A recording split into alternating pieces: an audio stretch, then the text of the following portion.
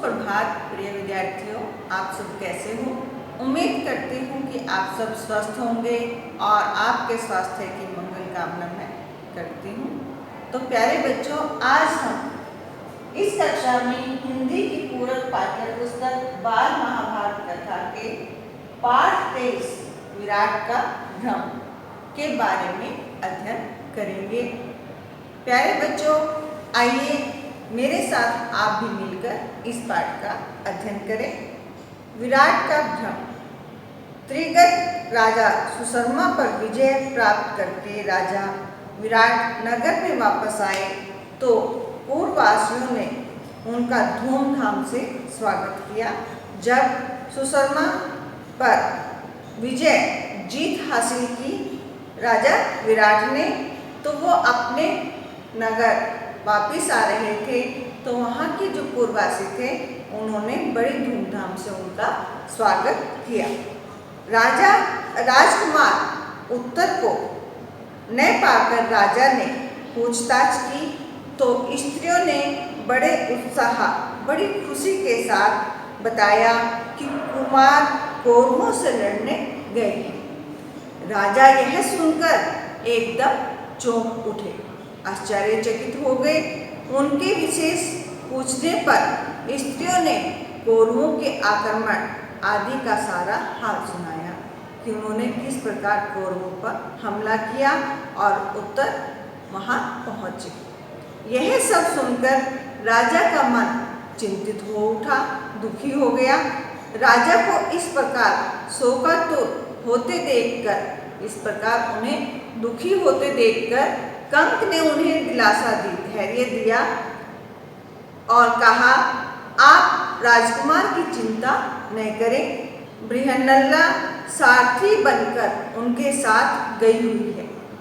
कंक इस प्रकार बातें कर ही रहे थे कि इतने में उत्तर के भेजे हुए दूतों ने आकर कहा, राजन, आपका कल्याण हो, राजकुमार जीत गए हैं। कौरव सेना तितर बितर कर दी गई है। तितर बितर करना मीन्स छिन्न भिन्न कर दिया है कौरव सेना को उन्होंने, और जो गायें उन्होंने कब्जे में की थी उन्हें भी छुड़ा दिया है। यह सुनकर विराट आंखें फाड़कर देखते रह गए। आंखें फाड़कर मुहावरा भी है आश्चर्यचकित होना। उन्हें विश्वास ही नहीं होता था कि अकेला उत्तर कौरवों को जीत सकेगा। उत्तर की विजय हुई, यह जानकर विराट आनंद और अभिमान के मारे फूले न समाए। फूले न समाना मीन्स बहुत खुश होना, ये भी मुहावरा है। उन्होंने दूतों को असंख्य रत्न एवं धन पुरस्कार के रूप में देकर खूब आनंद मनाया।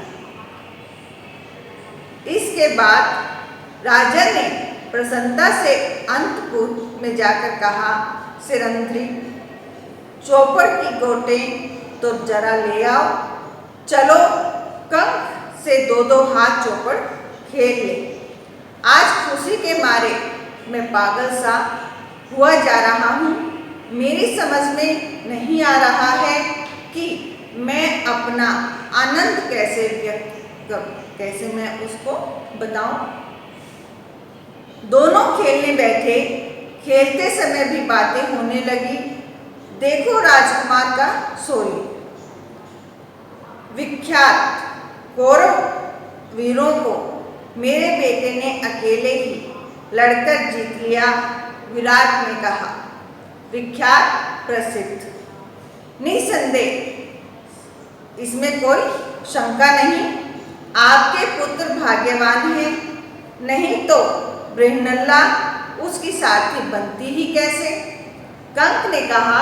विराट झुंझलाकर बोले। झुंझलाकर बोलना मीन्स गुस्से से बोलना एकदम। आपने भी क्या यह बृहन्नला की रट लगा रखी है। मैं अपने कुमार की विजय की बात कर रहा हूँ और आप उसके सारथी की बड़ाई करने लगे। युधिष्ठिर ने अब बृहन्नला का नाम लेकर जैसे ही कुछ कहना चाहा, राजा से न रहा गया।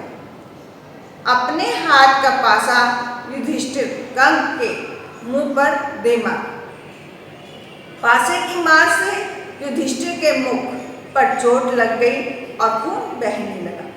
इतने में द्वारपाल ने आकर खबर दी कि राजकुमार उत्तर बृहन्नला के साथ द्वार पर खड़े हैं, राजा से भेंट करना चाहते हैं।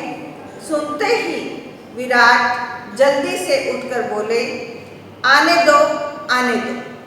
कंक ने इशारे अर्थात संकेत से द्वारपाल को कहा कि सिर्फ राजकुमार को लाओ, बृहन्नला को नहीं। युधिष्ठिर को भय था कि कहीं राजा के हाथों उनको जो चोट लगी है उसे देखकर अर्जुन गुस्से में कोई गड़बड़ी न कर दे। यही सोच उन्होंने द्वारपाल को ऐसा आदेश दिया। राजकुमार उत्तर ने प्रवेश करके पहले अपने पिता को नमस्कार प्रणाम किया। फिर वह कंक को प्रणाम करना ही चाहता था कि उनके मुख से खून बहता देखकर चकित हैरान रह गया। उसे अर्जुन से मालूम हो चुका था कि कंक तो असल में युधिष्ठिर ही है। उसने पूछा, पिताजी, इनको किसने यह पीड़ा पहुंचाई अर्थात दुख? विराट ने कहा, बेटा, क्रोध में मैंने चौपड़ के पासे फेंक मारे। क्यों, तुम उदास क्यों हो गए? पिता की बात सुनकर उत्तर कांप गया। विराट कुछ समझ ही न सके कि बात क्या है। उत्तर ने आग्रह किया तो उन्होंने कंक के पांव पकड़कर क्षमा याचना की, माफी मांगी। इसके बाद उत्तर को गले लगा लिया और बोले, बेटा, बड़े वीर हो तुम। उत्तर ने कहा, पिताजी, मैंने कोई सेना नहीं हराई, मैं तो लड़ा भी नहीं। बड़ी उत्कंठा जिज्ञासा के साथ राजा ने पूछा, कौन था वह वीर? कहाँ है वह? बुला लाओ उसे।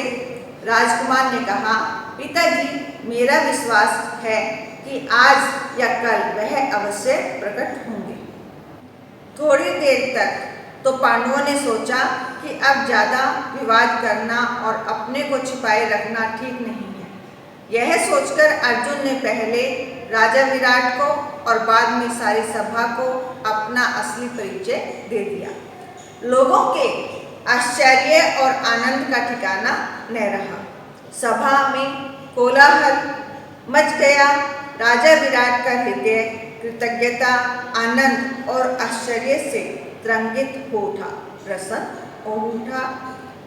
विराट ने कुछ सोचने के बाद अर्जुन से आग्रह किया, प्रार्थना की कि आप राजकन्या उत्तरा से ब्याह कर लें अर्थात उससे शादी कर लें।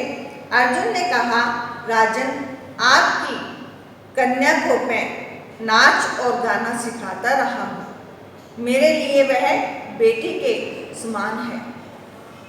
इस कारण यह उचित ठीक नहीं है कि मैं उसके साथ ब्याह करूं। हाँ, यदि आपकी इच्छा हो तो मेरे पुत्र अभिमन्यु के साथ उसका ब्याह हो जाए। राजा विराट ने यह बात मान ली। इसके कुछ समय बाद दुर्योधन के दूतों ने आकर युधिष्ठिर से कहा, कुंती पुत्र, महाराज दुर्योधन ने हमें आपके पास भेजा है। उनका कहना है कि उतावली के कारण प्रतिज्ञा पूरी होने से पहले अर्जुन पहचाने गए हैं, इसलिए शर्त के अनुसार आपको 12 वर्ष के लिए और वनवास करना होगा।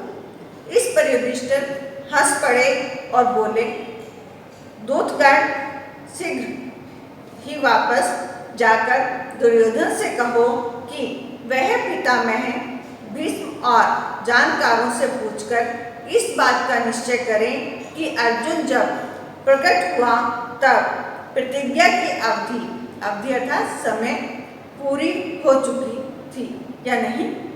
मेरा यह दावा है कि 13वां वर्ष पूरा होने के बाद ही अर्जुन ने धनुष की टंकार की थी। तो प्यारे बच्चों, हमारा यह प्रसंग यहीं पर पूर्ण होता है और इससे आगे हम अगली कक्षा में पाठ 24 के बारे में अध्ययन करेंगे। धन्यवाद।